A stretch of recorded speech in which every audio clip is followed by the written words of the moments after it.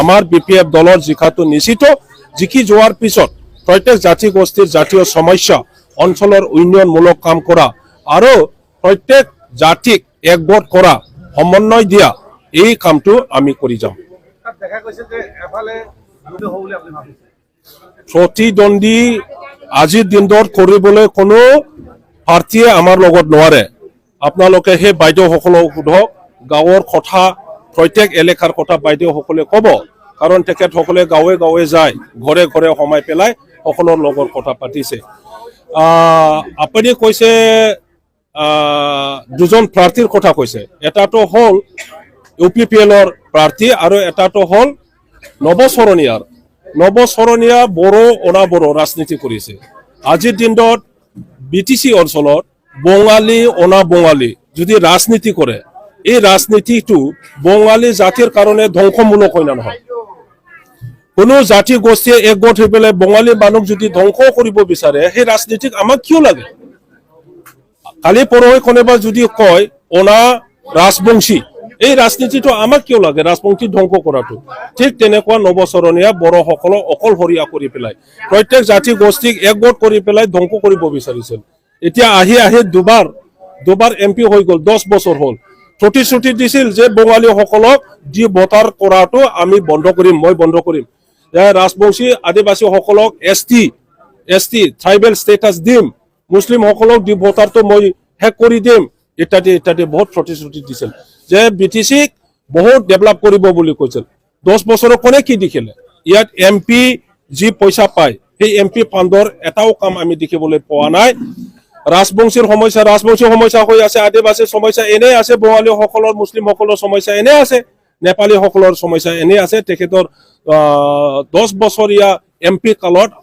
তেখেতৰ দ্বাৰা কোনো এটা দলং এটা ৰাস্তা স্কুল হস্পিটাল বনোৱা আমি দেখিবলৈ নাপালো গতিকে কোনেও আজি বড়ো অনাবড়ো ৰাজনীতি নকৰে আৰু মিত্ৰতা আছিল তিনিটা দল BJP UPPL আৰু অনাবড়ো কিন্তু অনাবড়ো কেণ্ডিডেট দিব বুলিহে এতিয়া কৈছে মিত্ৰতাৰ পৰা আঁতৰি গৈছে এতিয়া অকল দুটা পাৰ্টি আছে UPPLকতো কোনেও ভোট নিদিয়ে বড়োৰ ভোট লৈছিলে আগত অলপ 50% মান এইবাৰ 75%তকৈ বেছি বড়োৱে নাংগলৰ ভোট দিব UPPLক ভোট নিদিয়ে আৰু কোনো জাতি গোষ্ঠীয়ে UPPLক নিদিয়ে আপোনালোকে দিব নেকি বাইদেউ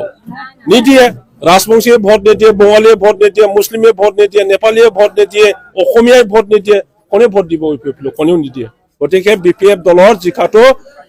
মানে 100%তকৈ আৰু কিবা শতাংশ যদি থাকে ইমান 100% আৰু 100%তকৈ বেছি যদি থাকে এইটো আমি জিকাটো নিশ্চিত চাওক আমি সকলোৱে ভক্তভোগী বড়ো আন্দোলন হৈছিল বহুত ধৰণৰ পৰিস্থিতি সৃষ্টি হৈছে কিন্তু সেই পৰিস্থিতি সৃষ্টি কৰা বেক সাইডত কাৰ্টেইনৰ ভিতৰত বহুত এজেন্সি আছিলে এইটো আমি BTC ভাষে ধৰিবই পৰা নাই আৰু ইয়াৰ কাৰণে বহুত পৰিস্থিতি আমি সন্মুখীন হ'ব লগা হৈছে আৰু সেইটো সময়ত আপোনালোকে চাওক বাইদেউসকল এপছু আন্দোলন কৰি থাকিছিল কিয় আন্দোলন কৰিছিল এই ৰেল ৰখো হাইৱে ৰখো এই আন্দোলন কৰা এপছু আছিলে আমাৰ BPF দলৰ যি সৰকাৰ হাগ্ৰামাৰ যি সৰকাৰ সেইটো পতন কৰিবৰ কাৰণে আন্দোলন কৰি থাকিছিল আৰু এটা সংগঠন আপোনালোকে জানে যে অস্ত্ৰধাৰী সংগঠন তেখেতসকলক হয়তো উচুতনি নিদি পেলাই বিভিন্ন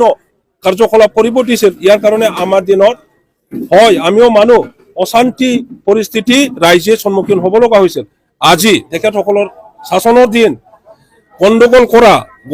কৰা বেয়া পৰিস্থিতি কৰা মানুহবিলাকে আজি চৰকাৰ গঠন কৰিছে শাসন কৰি আছে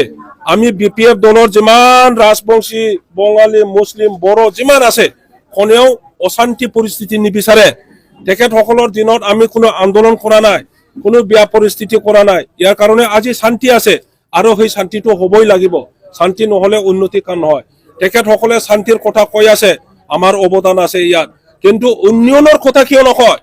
আমি সেই স্কুল এটা বনাইছো LP স্কুল কিয় নকয় আমি এই এটা ৰাস্তা বনাইছো কিয় ক'ব নোৱাৰে আমি সেই দালাং এটা বনাইছো কিয় ক'ব নোৱাৰে এই হস্পিটাল এটা বনাইছো আমি কিয় ক'ব নোৱাৰে কি উন্নয়নমূলক কাম কৰিছে উন্নয়নৰ কথা কওক না ৰাইজে আজি উন্নয়নৰ কথাহে বিচাৰিছে আমি ইঞ্জিনিয়াৰিং কলেজ বনাইছো CIT বনাইছো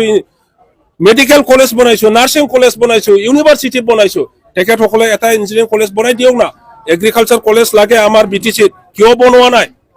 ফৰেষ্ট, আমাৰ গোটেই উত্তৰাঞ্চলটো ফৰেষ্টৰ কিবা এটা স্কুল বা কলেজ লাগে আমাক, য'ত ৰেঞ্জাৰ ট্ৰেইনিং হয়, য'ত DOP ট্ৰেইনিং হয়, য'ত DOP হয়, ৰেঞ্জাৰ হয়, সেইবোৰ লাগে আমাক। কনজাৰভেশ্যনৰ আমাৰ ইনষ্টিটিউট লাগে, অনুষ্ঠান লাগে, কিয় বনোৱা নাই তেখেতসকলে? শান্তি শান্তি, ৰাতিৰ শান্তি, দিনৰ শান্তি বুলি কয়। এইটো কথাটো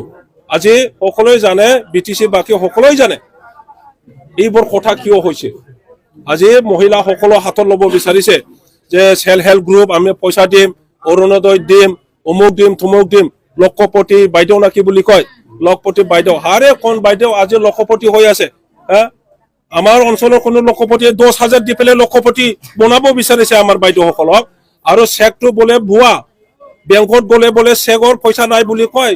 বেংকৰ মেনেজাৰ বিলাকে। সেইটো কি কয়? যেতিয়া সোধে UPPL নেতাসকলক, কয় বোলে ইলেকশ্যনৰ পিছত পাব বাইদেউ, ধৈৰ্য ধৰক। আৰে এইবোৰ পচা আম তেখেতসকলে বেছি বেছি খাইছে। এইবাৰ আৰু পচা আম আমাৰ বাইদেউসকলে, আমাৰ ৰাইজে নিকিনে, এইটো মনত ৰাখক। তেখেতসকলে হাৰি যাব। ইয়াৰ কাৰণে আকৌ মহিলাসকলক ভুৱা প্ৰতিশ্ৰুতি দিব বিচাৰিছিল, আকৌ চাকৰি দিব বুলি কৈছিল ঘৰে ঘৰে, এতিয়ালৈকে এটাও চাকৰি দিব পৰা নাই। আৰু সেল্ফ হেল্প গ্ৰুপক বহুত পইচা দিব বুলি কৈছিল। কিমান দিব বুলি কৈছিলে বাইদেউ? ৭৫,০০০। ক'ত আছে ৭৫,০০০? এই উকলি যাবলৈ দিন আহিছে, 5 বছৰ হ'বলৈ গৈ আছে, এটাও এটা সেল্ফ হেল্প গ্ৰুপক ৭৫,০০০ দিয়া নাই।